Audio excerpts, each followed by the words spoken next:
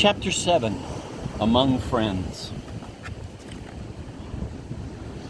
Virginsky lived on Ant Street in his own, that is his wife's, house. It was a wooden one-story structure, and the Virginskys were its only occupants. About 15 guests had gathered there on the occasion of the host's birthday, but the party didn't look at all like one would expect a provincial birthday party to look like. From the beginning of their life together, the Virginskys had decided it was stupid to invite guests on their birthdays, and that a birthday was not an occasion to celebrate anyway. In a few years, they had managed thoroughly to isolate themselves from social life.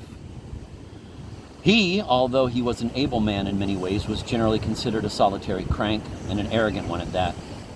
As for Mrs. Virginsky, she was a midwife by training, and that alone placed her rather low on the social ladder. Lower even than the priest's wife, despite her husband's respectable official rank. However, she lacked the humility that should have gone with her humble station. And on top of that, after her affair with that crook Leviatkin, an affair that had been shockingly open as a matter of principle, even the most broad-minded of our ladies had turned their backs on her with unconcealed scorn.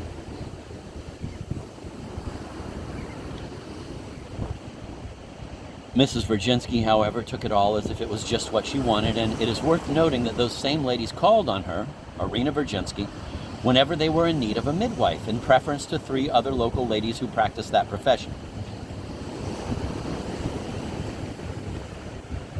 She even received calls from estates outside town to attend the wives of landowners, so great was the trust they had in her competence, her luck, and her sure hands in critical moments. Finally, she confined her practice to the richest patients because she loved money passionately. Once she realized her power, she abandoned all restraints on her temperament. Apparently, during the performance of her duties in the most distinguished houses, she liked to scare nervous ladies into labor with her incredible, nihilistic forgetfulness of all the rules of decency, or by jeering at, quote, all that's holy, end of quote, at the very moments when holy things might be the most useful. Our local doctor, Rosenoff, positively assured us that once when a certain woman, writhing in the pangs of childbirth, began to implore the Lord for help, Irina Virginsky delivered herself of a free-thinking phrase that acted upon the patient like a pistol shot, thus stimulating, through fright, a quick delivery. But nihilist though she was, Mrs. Virginsky did not turn up her nose at social prejudices, even the most old-fashioned ones, as long as she felt they were to her advantage. She would never, for instance, miss the christening of a child she had helped to deliver, and on these occasions she always appeared in a green silk dress with a train, with her hair specially curled, although at any other time she seemed to take special delight in appearing in public in the most slovenly attire. And although, to the great embarrassment of the officiating priest, she always assumed a scornful air during the christening ceremony itself, she invariably managed to be the one to hand the champagne around, that was why she dressed up and came in the first place, and heaven help a guest who, having taken a glass, forgot to put money on the tray for her, quote, good works, end of quote.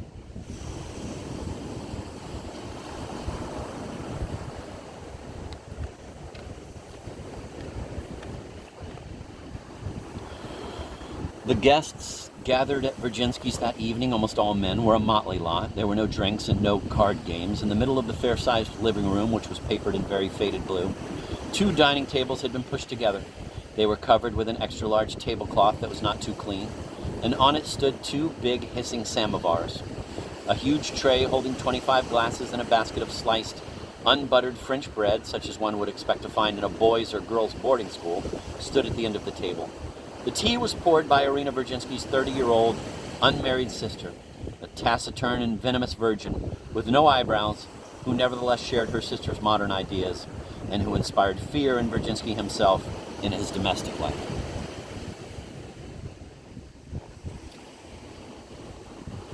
Altogether, there were 3 ladies in the family: Mrs. Virginsky, her browless sister, and Virginsky's own sister, Mrs. Virginsky, the mistress of the house, was about 27.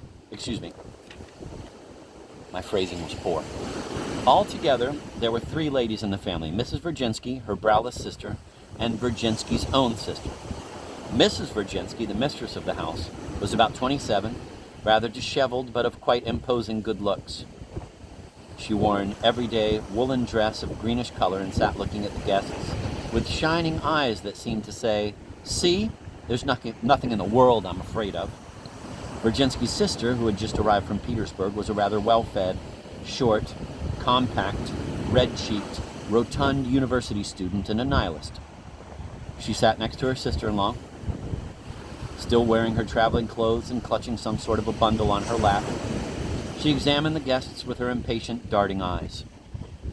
Virginsky himself wasn't feeling too well, but he appeared anyway, and sat in an armchair by the table.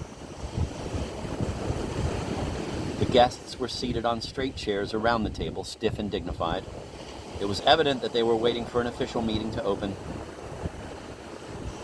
The atmosphere of general expectation was quite obvious, although, while waiting, they conducted rather loud and extraneous conversations. When Stavrogin and Verkovensky appeared, a dead silence fell.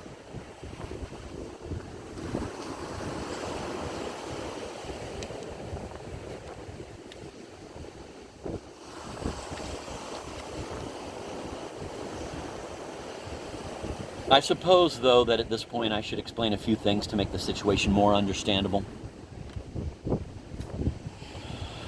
I'm sure that each of these people had come to the meeting in the hope of hearing something interesting, something of which they had been given an idea beforehand. They represented the flower of the reddest liberalism in our ancient town and had been carefully handpicked by Virginsky for this, quote, conference, end of quote. Let me note also that among them there were some, but only a few, who had never before been in his house. Of course, most of the guests had no very clear idea why they had been summoned, although they all thought that Peter Verkovensky was an emissary from abroad with special powers. That notion had somehow caught on immediately and naturally was flattering to them. On the other hand, among the group there were a few who had received definite instructions. Peter had managed to form a 5 in our town and yet another 5 consisting of army officers stationed in our district along the lines of a cell he had previously formed in Moscow. They say that he also had a 5 in Kharkov province. Now the 5 members of our local cell were sitting at the table. But they managed to look so unconcerned and commonplace that no one could tell who they were.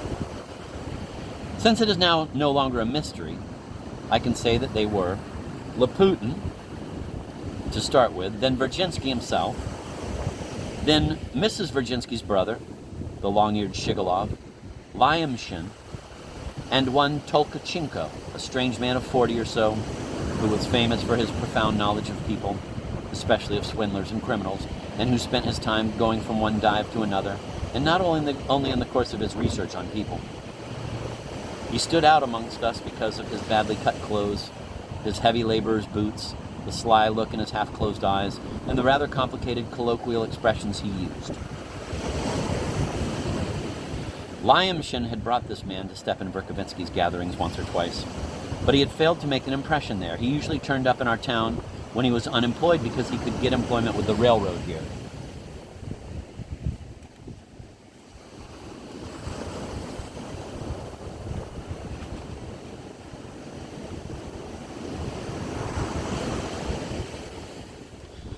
These 5 would-be statesmen had joined this first cell in the unshakable belief that theirs was only one among hundreds and thousands of similar 5s scattered throughout Russia, all controlled by some vast, mysterious central organization that maintained close contact with the European and worldwide revolutionary movements. Unfortunately, however, even at that time, signs of disaffection were beginning to appear among them.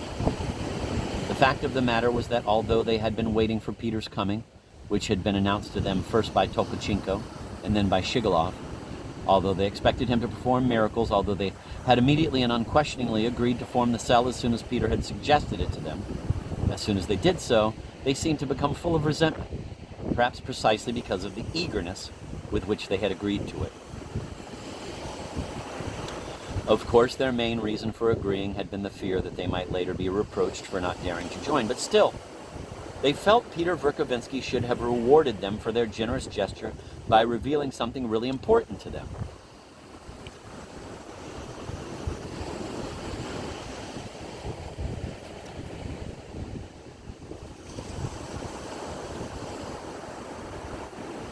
But Verkovensky had never even thought of satisfying this legitimate curiosity and hadn't told them anything special. In general, he had treated them very roughly and rather disdainfully. That irritated them, and cell member Shigalov was already trying to stir up the others to ask Peter for, end quote, official account, end of quote. But, of course, not now at Virginsky's because there were too many outsiders present.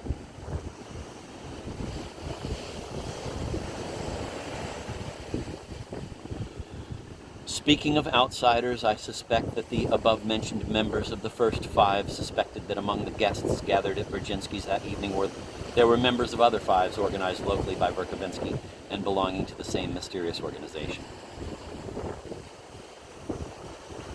So the assembled guests were suspicious of one another, and each of them tried to impress the others by his attitude. This imbued the gathering with a confused, mysterious, and at the same time somewhat romantic air. There were, however, some persons who were above suspicion, such as an army major, a close relative of Virginsky's who had arrived, quite innocently, without being invited and couldn't possibly be turned away.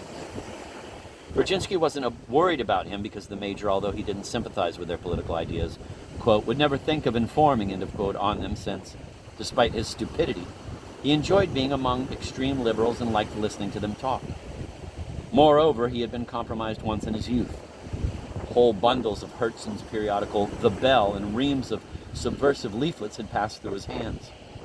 And although he had been too afraid even to unwrap them, he would have considered a refusal to distribute them as outright cowardice. To this day, there are many Russians like that. As to the remaining guests, they either belonged to that bilious type full of frustrated romantic aspirations and pride, or to the type filled with the first impulse of generous youth. There were 2 or 3 school teachers, of whom one was past 45 and lame, a very venomous and remarkably vain man, and also 2 or 3 officers. One of these, a young artillery officer, a silent boy who had only recently been graduated from a military academy and who hadn't yet had time to make any acquaintances in our town, now suddenly found himself at Virginsky's holding a pencil and notebook in his hands.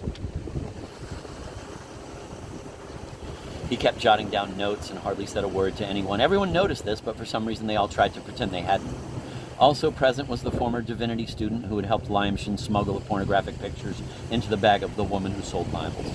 He was a big fellow, overbearing but careful, with a reproachful smile combined with an expression of the utmost satisfaction with his own perfection written all over his face.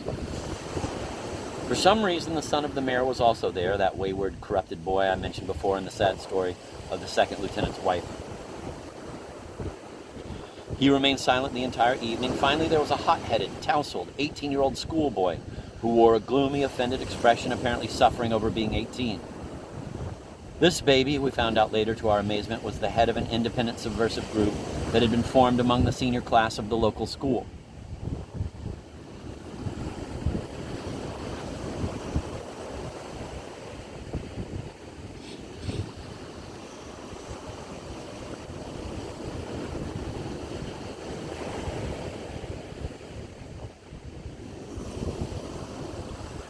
I have not mentioned Shatov, who had installed himself at a far corner of the table. His chair was slightly out of line with the other chairs. He looked down, maintained a grim silence, and refused both tea and bread. He never once put down his cap, but held it in his hand all the time as though he wanted to make it obvious that he was no guest, but was there strictly on business, and intended to get out as soon as he was through. Not far from him sat Kirilov, who was also very silent, but instead of looking at the ground, like Shatov, examined in turn all those who spoke. He regarded them with his black, lusterless eyes, listening to them in silence, and without the slightest surprise or emotion. Some guests, who had never seen him before, stole sidelong glances at him.